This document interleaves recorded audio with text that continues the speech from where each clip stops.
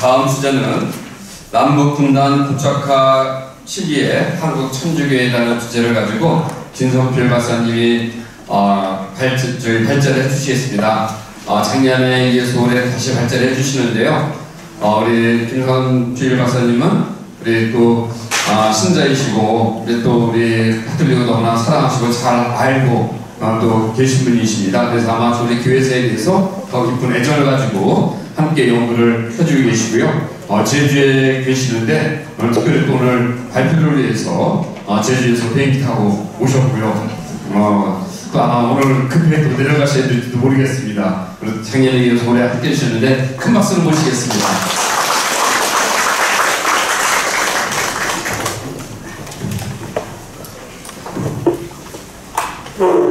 네, 안녕하십니까. 김성필 베드로라고 합니다.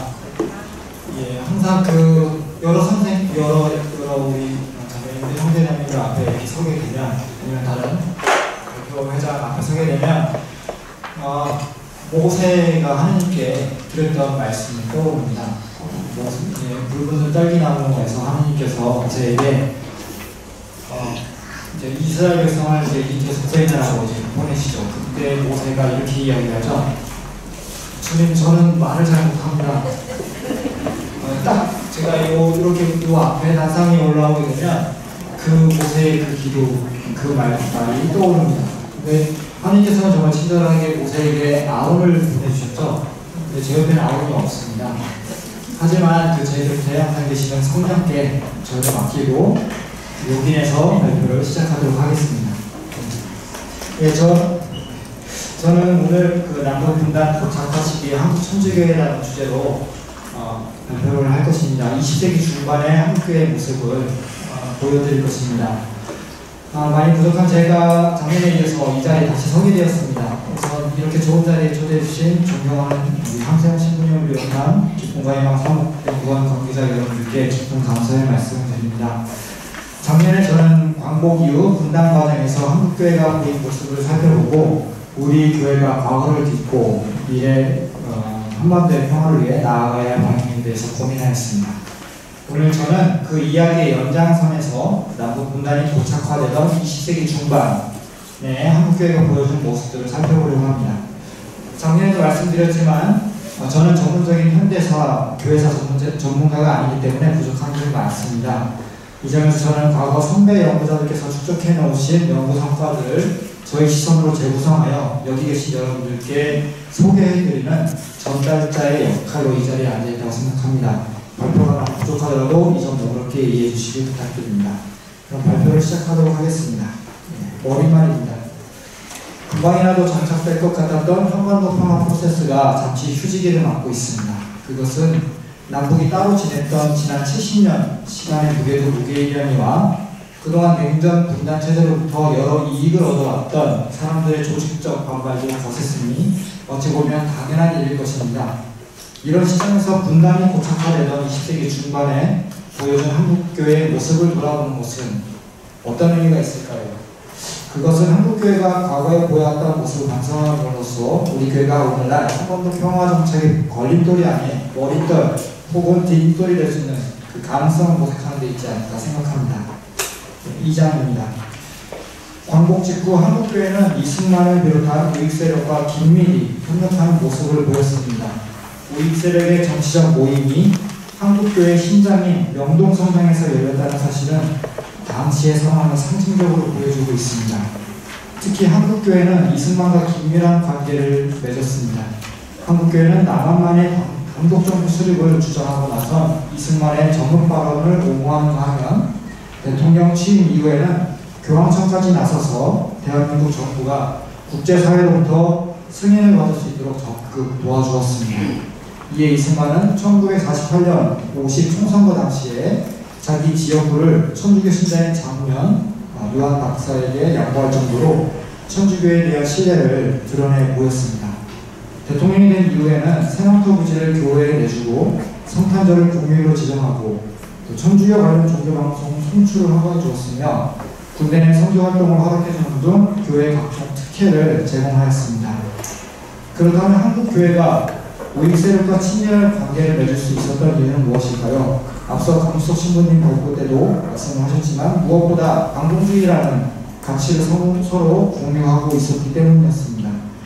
당시 우익 세력에는 지주 출신들이 많았고 그들은 지주를 적으로 몰아세우는 공산주의 사상과 북한의 토지개혁에 불만을 가지고 있었습니다. 더욱이 이승만은 황유도 출신의 동실한 개신교인으로서 철저한 반공주의자였습니다. 한국 교회는 어땠을까요? 당시 보편교회는 소비에트 연방이라는 현실 공산주의 국가의 등장과 그리스도교 하나, 구신론의 확산 등으로 상당한 위협을 받고 있었습니다. 따라서 교회를 보호하기 위해 반공주의적 태도를 견지하고 있었던 것입니다. 특히 교황청은 공산주의 사상의 확산을 막기 위해 독일, 이탈리아, 스페인, 일본 등 파시스트 정권과도 손을 잡는 등 반공주행 노선의 선두에 서 있었습니다. 당시 교황 직속 선교지였던 한국교회 역시 교황청의 영향을 받고 있었습니다. 교황청은 아직 정부도 수립되지 않은 남한에 교황사절을 파견함으로써 남한 자유주의 세력에 힘을 실어주었습니다. 특히 당시 파견된 교황사절은 미국인 선교사 패트릭 번 머시너이셨습니다. 그는 강력한 반공주의자였다고 합니다.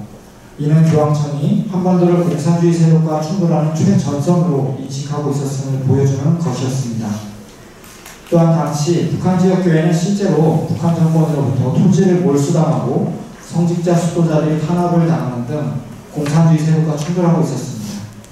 이러한 국내외적 상황 속에서 한국교회가 반공주의적 태도를 갖는 것은 어찌 보면 당연한 것이었고 우익 세력과 친밀한 관계를 맺는 것 역시 자연스러운 것이었습니다. 즉 공산주의 세력과 전쟁을 치르기 위해서는 교회가 현실 정치에 적극 참여할 필요가 있었던 것입니다. 그것은 교회의 보다 적극적인 정치 참여로 이어지게 되었습니다. 1947년경 교황 비오 12세께서 이탈리아 신자들에게 하느님과 종교를 인정하는 자에게만 투표하라고 권고하신 말씀이 있었습니다. 그러한 권고는 1948년 50 총선거를 치르게 된 한국교회에도 영향을 미쳤습니다. 한국교회 지도부는 신자들에게 친교회적인 인사들이 당선될 수 있도록 교회 구성 전체가 일사불란하게 움직일 것을 권고하였습니다. 하지만 이렇듯 적극적인 선거 지원에도 불구하고 천주교 신자는 단 한 명만 당선이 되었는데 그가 바로 장면이었습니다. 성장입니다. 장면은 노기랑 주교의 전폭적인 지원을 받으며 초대 국회의원이 되었습니다. 그의 미국 유학 경험으로 인한 친미적인 성향과 천주교 지도부의 신임을 고려한 미군정은 그를 유엔총회 대표로 추천을 하게 되었는데 이곳에서 대한민국 정부의 국제적 승인을 얻어내면서 장면은 이리와 스타덤에 오르게 됩니다. 그는 이승만 대통령의 신임을 얻어서 곧장 주미대사에 임명되었으며 한국전쟁이 발발하자 트루먼 미국 대통령을 만나 미군 파병과 유엔군의 한국전 참전을 이끌어냈습니다.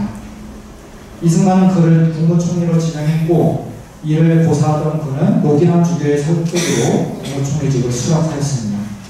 이렇듯 신생국가 대한민국에서 장면은 탁월한 외교력으로 능력을 인정받았고 단 한 명의 국회의원만을 배출할 수 있었던 한국교회는 그런 장면을 적극적으로 지지하면서 이제는 그를 자신과 동일시하게 됩니다. 이후 한국교회는 장면이 겪게 되는 정치적 부침을 함께 겪게 되었던 것입니다. 한국교회가 이승만 정권과 대립하기 시작한 것은 이승만 대통령이 재선을 노리던 알체 대원과 같은 무리수를 두게 되면서 그 대안으로 장면이 부상하게 되면서부터입니다. 장면은 이승만을 대적할 지도자로 한화평에 오르게 되었고요. 이승만은 그런 장면을 노골적으로 탄압하기 시작했던 것입니다. 이승만은 유엔 총회에 참석하기 위해 스위스에 있었던 장면을 국무총리에서 해임시켰고 장면과 남로당을 엮어서 정부 혁신위원회 사건을 발표하는 등 공개적으로 장면을 공격하였습니다. 마침 이승만 정권의 부도덕성에 대해 탐탁치 않게 여기던 한국교회는 장면에 대한 공격이 노골화되자 이승만 정권에 대한 지지를 철회하고 교회 언론사였던 경향신문 등을 통해서 정권을 비판하는 등 대립각을 세우기 시작했습니다. 특히 1954년 4.4.5 개헌으로 이승만의 장기 집권 계획이 정면에 드러나고 1956년 전 부통령 선거에서 장면이 부통령으로 당선되자 장면에 대한 이승만 정권의 탄압은 더욱 노골화되었습니다. 국제행사 자리에 부통령석을 마련하지 않는 것은 예사였고요. 1956년 9월에 발생한 장면 부통령 저격 사건, 이 사건의 배후에 내무부가 있었다는 사실은 장면에 대한 이승만 정권의 탄압을 잘 보여주고 있습니다. 이와 더불어 한국교회 역시 탄압을 받게 되는데 대구 매일신문사 피습 사건, 로기남 주교에 대한 탄핵, 시도, 또 경향신문 폐간 조치, 또 신자 공무원에 대한 인사 불이익 등이 대표적인 사례라고 할 수 있습니다. 1960년에 거행된 전 부통령 선거가 부정선거임이 드러났고 또 대대적인 국민저항 운동이 벌어지자 이승만 정권은 그 배후에 장면과 천주교회가 있다고 지목하게 되는데, 이는 이승만 정권이 장면과 천주교회를 공인시하고 있었다는 것을, 그리고 그들을 자신의 최대 정적으로 인지하고 있었다는 것을 보여줍니다. 이때 한국교회는 시위에 적극적으로 참여하지는 않은 것으로 보입니다.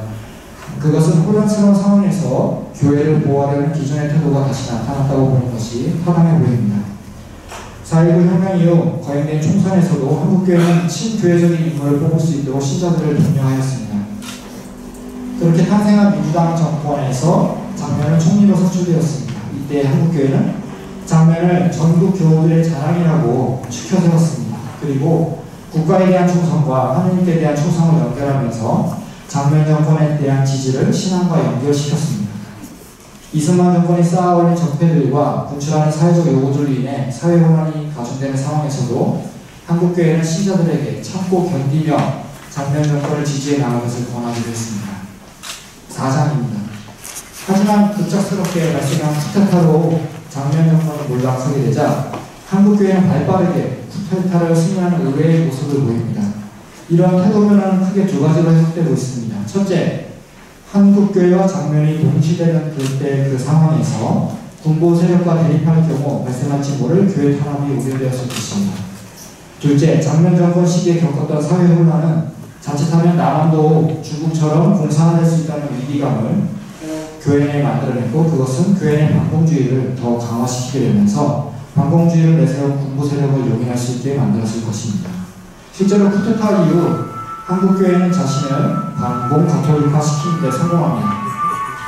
한국교회가 원란적 화병을 적극 두둔할 수 있었던 것은 교회의 반공주의와 박정희 정권의 그것과 일치할 수 있었기 때문이었습니다.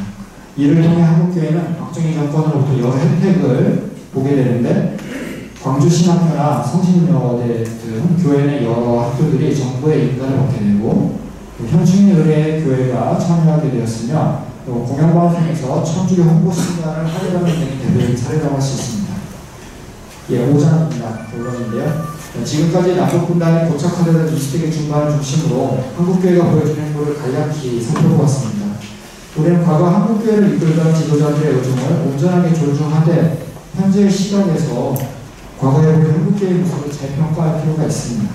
그것은 과거를 단죄하는 것이 아니고 과거의 경험을 통해 우리 한국교회가 나아가야 할 방향을 재점검하기 위함입니다.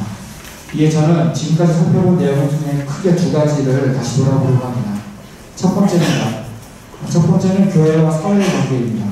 겉으로 보기에 당시 20세기 중반 그 당시 한국교회는 한국 사회에 큰 관심을 보이고 또 적극 개입했던 것으로 보입니다. 하지만 사실 한국교회는 한국 사회에 별 관심이 없었던 것으로 보입니다.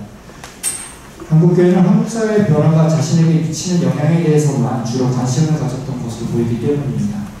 한국교회가 우익 세력과 밀월 관계를 맺을 수 있었던 것은 공산주의 세력이 교회를 공격하는 상황이었기 때문에 가능했던 것이고, 이승만 정권과의 대립 역시 장면에 대한 공격을 교회에 대한 공격으로 인식했기 때문에 가능한 것이었습니다. 장면 정권을 무너뜨린 군부 세력을 지지한 것 역시 급변하는 정세 속에서 교회를 보호하기 위한 방편이었던 것으로 보입니다. 여러 측면에서 볼 때 당시 주요 국면마다 보였던 한국교회의 태도는 남북분단과 통일, 독재와 민주화 등 한국 사회가 당면했던 과제들을 해결하기 위해 앞장섰던 것이었다기보다는 교회를 보호하기 위해 취했던 태도라고 보는 것이 조금 더 설득력 있어 보입니다. 당시 보였던 한국교회의 태도는 그 의도와는 상관없이 한국 사회에 긍정적인, 부정적인 영향을 동시에 미쳤습니다. 긍정적인 면은 이승만 정권과의 대립을 통해 4.19 혁명의 밑거름을 제공하는 데 교회가 앞장섰다는 것, 그리고 그 4.19 혁명의 경험이 오늘날 한국 사회의 민주주의 성장의 보탬이 되었다는 점입니다. 그러나 부정적인 면은 한국교회의 반공주의적인 태도가 민주주의 정권들을 정당화하는 데 활용되었고, 그것이 남북분단의 고착화와 한국 사회의 민주주의 성장을 늦추는 결과를 가져왔다는 점입니다. 물론 당시에는 교회의 안위를 우선시하는 태도가 교회 내적으로 정당한 것으로 평가받을 수 있었다 하더라도, 우리는 오늘의 시각에서 그것이 가져온 부정적인 측면에 대해 다시 성찰할 필요가 있습니다. 특히 세상 속 교회를 강조하는 공의의 가르침과 상처받고 더럽혀지는 것을 두려워하지 말라는 프란시스코 교황님의 가르침을 바탕으로 우리는 과거 교회의 행보가 한국 사회에 미친 부정적인 영향을 되새길 필요가 있습니다. 즉, 과거에 대한 성찰을 바탕으로 교회의 안위보다 우리 사회의 미래를 우선적으로 고려할 수 있는 용기가 필요한 것입니다. 두 번째로 제가 돌아보려 하는 것은 교회의 복음화 사명입니다. 공의회 이전까지 천주교회는 삼구 가운데 하나였던 세상을 적으로 생각하고 세상과의 전쟁에서 이기기 위해 모든 수단을 강구하는 개선주의적인 태도를 견지하고 있었습니다. 이 점에서 당시 교회의 적극적인 정치 참여는 어찌 보면 교회 내적으로 정당한 것일 수 있었습니다. 하지만 공의회 이후 교회는 세상을 긍정적으로 바라보기 시작했습니다. 세상은 더 이상 무질러 싸워 이겨야 할 적이 아니었던 것입니다. 따라서 정치 권력을 획득하여 복음화를 이루어내려는 과거의 방식은 더 이상 정당한 것이 될 수 없게 되었습니다. 과거에도 달성하지 못했던 시도였지만 민주주의가 성장한 오늘날 교회가 정치 권력을 획득하여 복음화를 이루어내려는 시도는 더욱 성공하기 어렵게 되었다는 점을 우리는 잘 알고 있습니다. 사실 복음화는 사람에게서 나오는 힘, 그러니까 권력이 아니라 하나님께로부터 주어지는 권위를 통해서 이루어지는 것이라고 생각합니다. 예수께서는 결코 유다인의 왕이 되어 힘으로 그들을 통치하려 하지 않으셨습니다. 그분은 하늘로부터 부여받은 권위를 통해 사람들이 자발적으로 하나님께 돌아오도록 이끄셨습니다. 이것은 그리스도의 상중 직무인 왕직의 의미를 통해 더 구체적으로 드러납니다. 예수께서는 참으로 왕이셨지만 사람들을 위해 군림하지 않으시고 오히려 그들에게 봉사하셨습니다. 즉, 이 세상에 하나님 나라를 건설하는 것은 힘에 의한 강제력이 아니라 타인을 섬기는 복음의 실천에 있다는 점을 예수께서 몸소 알려주셨던 것입니다. 따라서 과거 교회의 모습을 성찰하면서 우리는 교회의 복음화 사명이 타인을 굴복시키는 힘이 아니라 타인에 대한 봉사를 통해 실현될 수 있다는 점을 재차 깨달을 수 있습니다. 우리 교회는 평화가 정의의 열매라고 가르치고 있습니다. 우리는 우리의 어두운 모습을 직면하고 반성함으로써 평화를 얻을 수 있습니다. 하지만 성찰과 반성의 과정에서 옳고 그른 말을 지나치게 강조하게 된다면 우리는 과거를 믿고 미래로 나아갈 수 없습니다. 따라서 우리는 과거를 직면하는 용기를 갖되 그것을 사랑의 관점에서 돌아볼 필요가 있습니다. 정의는 사랑 안에서 완성되어야 하기 때문입니다. 이 점에서 우리가 과거 한국교회의 모습을 돌아보고 평가하는 일은 살아계신 하나님의 자비를 믿는 가운데 과거를 솔직히 반성함으로써 무엇보다 먼저 우리 교회 공동체가 참된 평화를 얻고 그 평화를 바탕으로 한국교회가 한국사회와 한반도 전체의 평화를 위해 추진할 수 있게 되기를 바라기 때문입니다. 여기 있는 우리들 그리고 한국교회 전체가 진정한 평화를 실현하는 하나님의 도구가 될 수 있게 되기를 바라면서 이상으로 발표를 마치겠습니다. 감사합니다. 간결하고 또 면에서도 이렇게 임팩트하게 발전을 해주신 것 같습니다. 그래서 시간도 지켜주시고요. 그리고 우리가 한국교회 분단 시기 속에서 교회가 어떻게 정치에 관여하게 되고 관심을 갖게 되었는가 그것들을 이렇게 바라봤습니다. 교회 아니 때문에 이렇게 관심을 갖게 됐다고 이렇게 하면서 교회가 아니가 아니라 정말 세상을 위해서 또 복음화를 위해서 함께 되지 않을까 생각을 하게 됩니다. 그 교회 내적인 측면에서 이렇게 발전해 주신 우리 김선필 박사님께 다시 한번 큰 박수 부탁드립니다. 발제에 대한 논평으로 조한선 연구원님께서 해주시겠습니다. 아마 이제 우리 김선필 신부님은 신부님이 아니라 박사님은 우리 교회 입장에서 우리 교회의 모습들을 바라봤는데 민족문제연구소의 연구원이십니다. 그래서 우리 민족사적인 면에서 또 교회는 어떤 모습이었을까? 이제 우리가 교회에 대해서 봤다면 또 민족사적인 면에서 또 교회의 모습들을 한번 이렇게 그 측면에서 또 논평을 한번 드리는 더 넓은 면에서 우리가 들어볼 수 있지 않을까 생각이 됩니다. 우리 조한성 연구원님, 우리 큰 박수 모시도록 하겠습니다.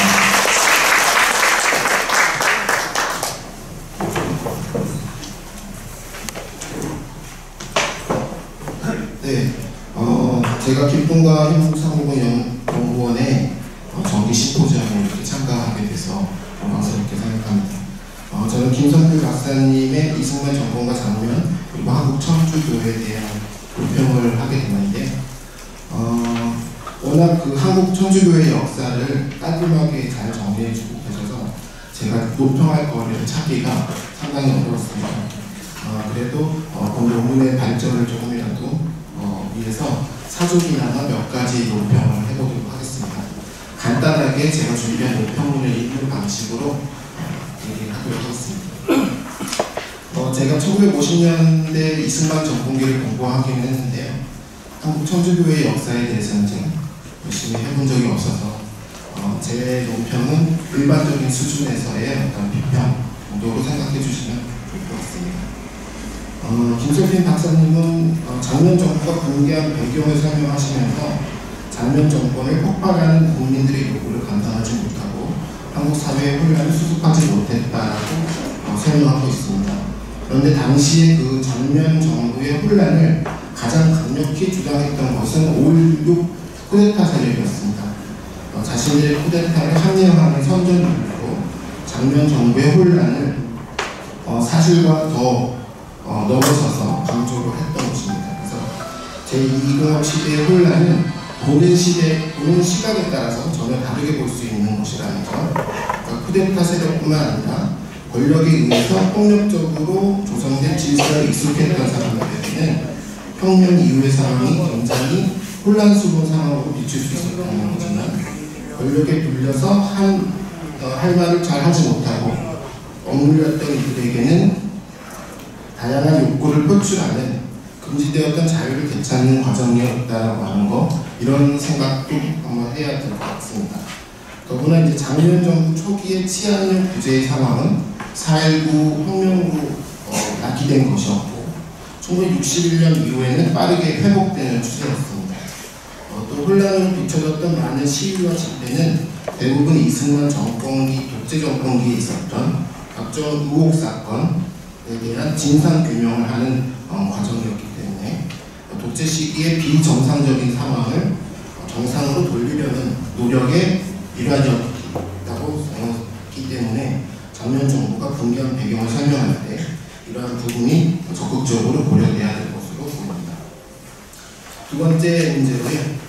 김성필 박사님이 4.19 혁명 당시에 한국 교회가 혁명에 소극적 입장을 취한 이유를 교황청의 요구에서 찾지 않고 한국 교회 내부의 노력에서 찾고자 하신 것은 지극히 타당하다는 생각이 듭니다.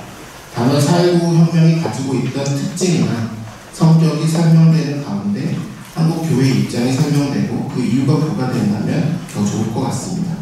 즉 4.19 혁명이 주로 학생들에 의해서 주도가 됐었다는 점하고 4.19 혁명은 그들의 주도로 9세대의 질서를 정복하려는 성격을 갖고 있었다는 점, 학생들의 요구가 반독재 민주화 운동에서 그치는 것이 아니라 반외세 자주화 운동, 통일운동의 이유는 진보적인 성격을 가지고 있었다는 점이 지적되면 좋겠고요.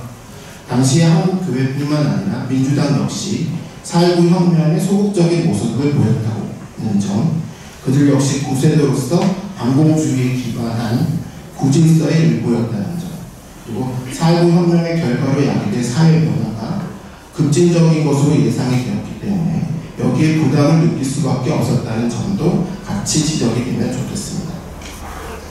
그 다음에 세 번째 문제는 사소한 문제인데요. 본 논문에서 그 반공주의가 한국 천주교의 행동을 이해하는 배경으로 주목이 되고 있습니다. 1950년대는 전체 내도로 전 사회적으로 극우 반공주의가 관철되는 시대였던 만큼 지극히 타당한 지적이라고 할 수 있는데 이게 이제 목차에서는 약간 혼동을 주는 것 같습니다. 50 총선거 반공주의를 넘어 직접 참여로라고 하는 제목과 쿠데타 이후 다시 반공주의로라고 하는 표현은 반공주의가 1950년 내도로 이렇게 관철된 것이 아니라는 인상을 줄 수가 있을 것 같습니다. 그래서 원래 논문이 갖고 있는 원래의 뜻과 달리 오해될 소지가 있으므로 다른 표현으로 수정이 되면 더 완벽해지지 않을까 싶습니다. 그다음 네 번째 문제인데요. 네 번째 마지막 문제고요. 한국 천주교회는 50선거부터 시국대책위원회 같은 조직을 만들어서 현실 정치에 적극 참여를 했고 경향신문 등 언론을 통해서 독재 정권에 저항했습니다. 이것은 한국 천주교회 역사에서 상당히 이례적인 모습이라고 보입니다. 일제강점기라던가 박정희 정권기와 같이 정치 권력에 순응하면서 교회의 유지 성장에 집중했던 모습과는 현격한 차이가 있기 때문입니다. 이승만 정권기 한국교회는 현실 정치에 적극 참여하고 독재 정권에 저항한 대가로 직접적인 정치 테러뿐만이 아니라 경향신문 폐간에 이르기까지 가경 학생의 정치적 탄압을 감수해야 했습니다. 이승만 정권기 한국교회의 모습이 이례적인 것이라고 한다면 한국교회가 유독 이 시기에 다른 선택을 한 이유가 무엇인지 좀 더 깊이 생각해 볼 필요가 있어 보입니다. 또한 이처럼 위험을 감수하고 다른 선택을 하기 위해서는 교단 내부의 진영을 설득하기 위한 나름의 내적 논리도 필요했을 것으로 생각됩니다. 또 한국교회의 저항은 어느 한때의 저항에 머문 것이 아니라 1952년 부산 정치파동부터 해서 1956년 전북통합 선거, 1960년 3.15 부정선거에 이르기까지 상당히 오랜 기간 거듭되었던 것이기 때문에 각 사건이 있을 때마다 교단 내부의 고민도 상당히 있을 것으로 생각이 됩니다. 그 시간 동안 교단은 어떤 내적 논리로 이승만 정권에 저항했는지 그 변화를 추적해보는 것도 큰 의미가 있을 것 같습니다. 이러한 내용이 좀 더 추가된다면 오늘 논문의 논지가 좀 더 풍성해지지 않을까 싶습니다. 비슷한 문제의식에서 좀 더 욕심을 내본다면 본 논문에서 한국 천주교회의 입장은 단일한 하나로 이해가 되고 있습니다. 그것은 대체로 노기남 주교로 대표되는 지도부의 입장이거나 한국 천주교회 중앙의 입장이라고 이해가 됩니다. 이러한 설명 방식은 단순 명료하기 때문에 이해하기가 쉽지만 한국 교회 내부의 복잡한 상황을 담는 데는 한계가 있습니다. 최근 역사 연구의 경향은 하나의 세력도 하나로 보지 않고 미세한 차이가 드러나기 위해서 내부의 여러 세력이 각축하는 가운데 그 각축의 결과로 만들어지는 역사를 그리는 경향이 있습니다. 예를 들어서 1949년 3월 23일 노기남 주교는 유엔 한국위원회 인사들을 만나는 자리에서 남북 통일에 대한 견해를 묻는 기자들에게 최악의 경우 감히 종교인으로서는 원치 못할 전쟁도 필요할 것이라고 말한 바 있습니다. 동아일보는 당시 노기남 주교의 기자회견 내용을 아주 자세하게 보도했습니다. 하지만 경향신문은 전쟁 불사라는 표현을 빼고 아주 간략하게 보도를 했습니다.